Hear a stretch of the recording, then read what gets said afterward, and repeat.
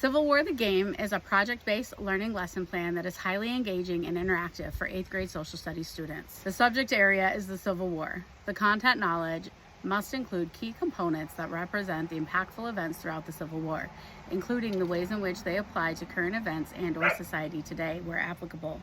According to Hoa P. Nguyen, assistant editor of editopia.org, aligning class material with games and similar interactive projects provides a more collaborative, engaging classroom experience, especially for students who may struggle to stay focused and engaged in class. This project-based lesson plan will help students submerge themselves into class reading and discussions, as they will be interested in understanding the concepts of the class material in order to create a fun and engaging game for their peers to play come game day. From Monday through Friday, the class will read from textbooks and discuss various topics of the Civil War, during which Bloom's taxonomy levels of knowledge of remembering and comprehension will be engaged.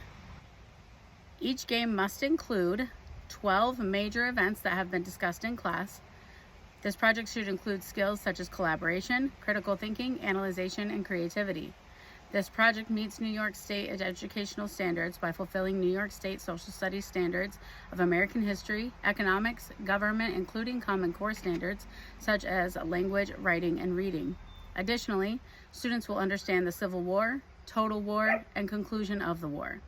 They will also experience planning and writing, i.e. game rules, play directions, game boards, and cards, etc.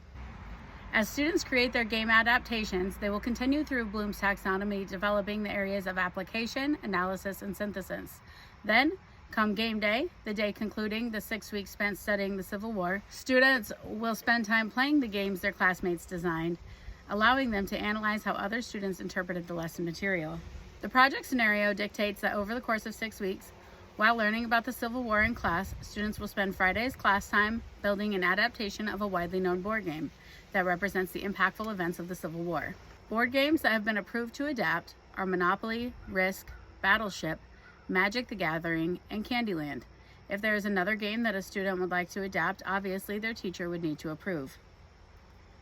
Video games should not be approved unless the student has a clear plan of how to turn said video game into a functional in-person board game. From the start of this lesson plan until game day, class on Friday will be allocated to students working in their groups on creating their game and adding in new events that they have learned about the war during the week.